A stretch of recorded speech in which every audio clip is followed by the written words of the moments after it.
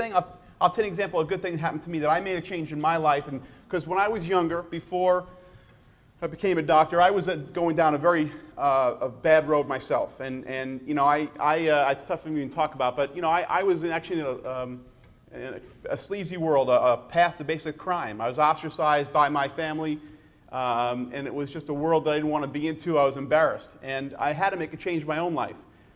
And so when I dropped out of law school, I decided to do something important, and that was become a physician, something I've been proud of ever since. 33 to 50% of doctors want to quit or retire.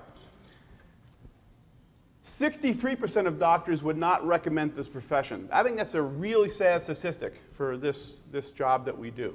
I mean, I personally have my out. I know how my exit strategy. My medical partner is my best friend. He's actually my doctor. I'm his doctor. And we're committing malpractice on each other as we speak. And we're going to sue the hell out of each other at some point. I mean, I'll lose my license, but you know, at least we'll have a way out of this job. It's like a Hitchcock thing. I'm going to show you something. This is a new phenomenon that we actually published in the New England Journal of Medicine, and it's called, you may have seen, it's called, let's see if this works here, premature physician progeria, or the quickening aging of a doctor, okay?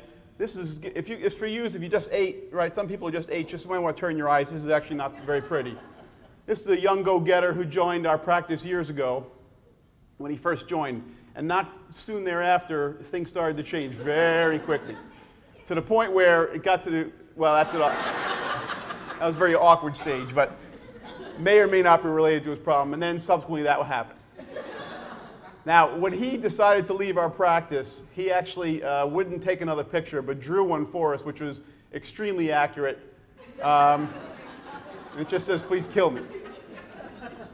The funny thing about this, and this is one of my best friends and did leave our practice, he actually became an ER doctor. I'm a family doc.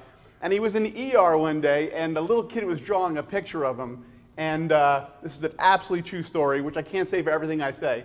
But this is an absolute true story. The kid drew a picture, so he had to send it to me by his cell phone. How close is that to exactly what he looks like?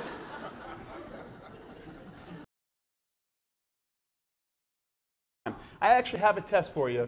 And if these questions, if anybody here answers yes to any of these questions, and I think you have to concern, you should be concerned that maybe you're burning out. So here we go. This is our burnout test. Do certain patients on your schedule actually make you violently cry or shit? Are you slowly digging a hole through one of your office walls to escape like the main character in Shawshank Redemption? Do you find yourself wanting to tell a patient, "Shh, you had me at hello," in order to get rid of them? Do you sarcastically answer patients in your head and become uncomfortable when they ask why you are smiling?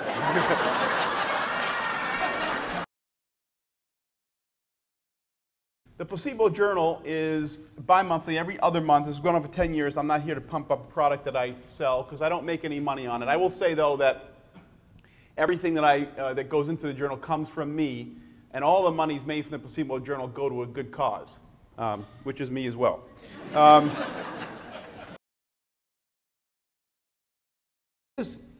That was the fantasy. The top part is the fantasy that I bought into. You know, when other kids were playing, you know, sports sometimes, I remember as a kid, a lot of you guys were playing doctor too. It was like a little joke, playing doctor. I remember, you know, when I was a kid playing doctor, I would stay, you know, I'd watch the kids outside, but I'd go into my room, I'd get behind a big desk, I'd have a big stack of papers, and I'd pretend to fill out prior authorization forms all day, you know? There's tough patients, there's patients that, you know, are weird. The weird stuff, like this is an actual remote that we found on someone's x-ray. Those things don't happen as often maybe as we like, but and that can still make you laugh just a little bit. I guess Kegel exercises could change the channel, I'm not really sure. And it shows that when we start out, you youngins give you about 15 reviewer systems, and I think by year 3, those reviewer systems start to drastically drop down, okay, to the point where it's actually you're actually negative review systems, okay? And you have to ask yourself, what is a positive, negative review of systems, where you basically say, you're doing fine, right? Okay, that's a negative review of system. Patience. We're always going to have patience. That's what we wanted to do for a living. So the problem is that being aware of the monkeys on your back. There's 25 patients today in family practice, but they want to give you their monkeys, they want to leave without the monkey. And so you get that monkey on your back. By the end of the day, if you don't know how to shake the monkey, you have 25 monkeys, 25 of these guys on your back, and it wears you down, and it can take you down. It'll affect you and your family. And the art of survival in this job is actually being able to shake those monkeys off and not take it too seriously. Part of what we do with the journal, hopefully, is to make people laugh and not take it too seriously, that we're all walking again in those same shoes. I don't hate lawyers, okay? Is there any lawyers here in the room? No? All right, I hate lawyers. And, but it's not lawyers per se. Actually, a lot of lawyers are my friends, and it's not lawyers per se. It's not that profession per se. It's how they change what we do. It's how they make us, and the whole system has made us change how we practice medicine based on lawsuits, not based on real fact. When I'm in meetings with administrators, especially as doctors, they talk to us like we have mild case of MR. It's unbelievable. They talk slowly, okay? We'd like to increase your productivity. Wouldn't that be nice? I mean, it's unbelievable, okay? And we'd sit at meetings, and my partners and I would look, and he'd be staring, and I'll be saying, do you know what they're talking about? He goes, I have no idea. The thing is, they actually have their own language. And my son brought this up to me, found it on Amazon, that there's actually a thing, Learn to Speak Administralian. They actually have their own language. So medical dogma is the big issue. Medical dogma is that philosophical doctrine that is accepted without proof. Medical dogma is now exploding, and it's not being questioned. And I kind of have tweaked what I do now in my lectures to talk about this, because it drives me absolutely insane. You have people like the Joint Commission, who used to be JCAHO, who is a third-party private company. People thought that I actually thought it was part of the government. It's not. And they come in, has anybody here been investigated or audited or examined or whatever by JCAHO or a Joint Commission? I'm sure, right? Like they're the be-all, end-all. Now, what we do is based on evidence in our job. Now, what they do and their rules and regulations, I would love somebody here to send me where the Joint Commissions looked at whatever rule they instituted and actually studied and see if it worked. There's none. I was in my office one day, and they actually told me you have to take down the Christmas cards on my door because they can spontaneously go on fire. That is not a lie, okay? Is there any evidence? No, it's accepted. Well, JCAHO, and everybody says, oh, don't get Joint Commission upset. We got to pass this. Don't get them upset. It's Christmas cards. You got to be kidding me. No, you can't get them upset. Don't get them upset. As far as talking about patients, you have to be very careful now. Now, because we don't even know what HIPAA even is sometimes. We're so afraid to talk that when my partners and I will go to coffee or something, and we'll talk around like we're being wiretapped, like we're organized crime being wiretapped, okay? Because we're afraid of saying anything in a Starbucks. Anybody can. The conversations are insane. It's like an episode of Sopranos. It'll be like, let me ask you something. What happened to that guy?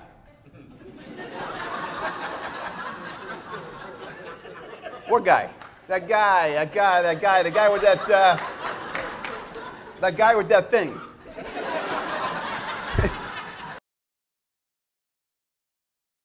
The biggest one that scares me the most, the biggest Trojan horse that we're running into right now at this time, is the quality thing, which sounds great, okay? It's the Trojan horse that's walked into our lives. And I have been in meetings before fighting against this constant barrage that quality means everything. Quality obviously means something, but it's really indefinable. I've been in a meeting where someone said, yelling at me, how could you be against quality? I'm not against quality, all right? These are the quality snobs. The problem is, how do you define it? How is it defined? What is quality to a patient, Okay, what is quality to the government? What is quality to you as a doctor? If you had a doctor who's been around for a while and say, okay, envision the perfect visit with a patient. Would it be staring at a computer, clicking, clicking, clicking, clicking, clicking, clicking, gotta go? That would not be the quality visit.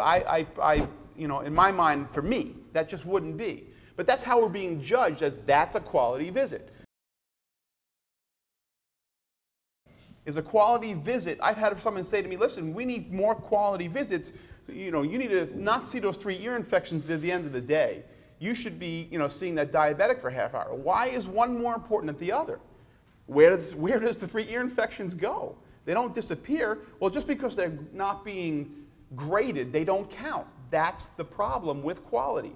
It's not quality per se, it's how we are defining it. So when you look at what we do, everything we do is now supposed to be based on evidence. Agreed. It's an evidence-based business. Where's the evidence that P4P or pay performance or physician profiling has ever worked?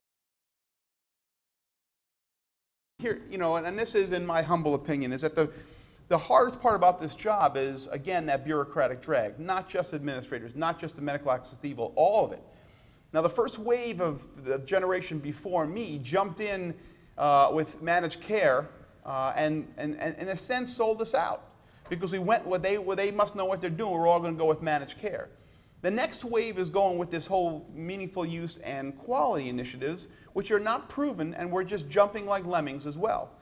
Now, we have 3 different, well, let's call 3 different sections of young doctors who know no better, old doctors who don't care because they're going to quit soon, okay, like when my first stat, and the few middle ones who just, you know, are fighting a little bit, but they just don't want to, they just want to do their job. They just want to see patients. Leave me alone. I just want to see patients. The problem is with your head in the sand like that, you are continually not seeing patients. You're being taken away from your patients. Euboxism. In medical school, euboxism, I remember it as these patients were so sick, just get their numbers in the boxes. Whether they live or die at that point, you knew they were going to die anyway. It shows you did what you had to do. Their sodium and their potassium, everything was close to there in the normal range. They were euboxic, you were fine. Well, now we're dealing with all about euboxism. Forget about that so-and-so is beating his wife. Forget about this one has such a severe alcohol problem. What's his glycohemoglobin? What's his cholesterol? That's what we're being measured on.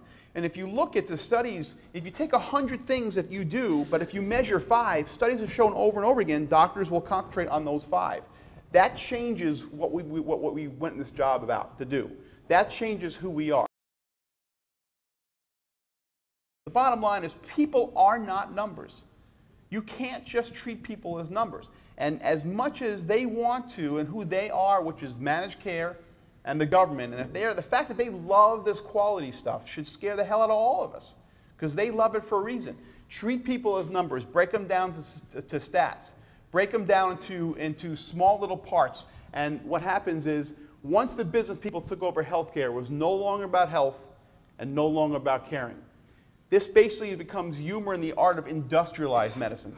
We are like industrializing food and food processing. We're industrializing medicine right now. And I have always promised myself when I do these talks to constantly push against this, because no one else is talking about it. We can laugh all we want about the toughest things that we do in our job. We can feel good that we're all going through some of the same things, but the bottom line is we're moving to an area of industrialized medicine.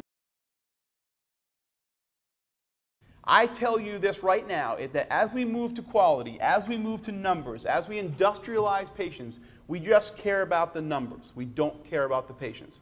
That is that bond, that sacred bond that we're breaking right now, caring so much about the money at the end that we forget about that we should be caring about the patient. That maybe we should be talking about the art of authentic medicine. That what we came up and what we learned in medical school is extremely important. Now, it's important that we take the business part back, because once we gave it up, we lost the control. It is not an evil word, business. But if we don't take it back, we will lose that authentic piece, that what we trained to be and what we always wanted to be as a kid. We are going to lose that, and it's going to be a factory. And that, to me, worries me tremendously.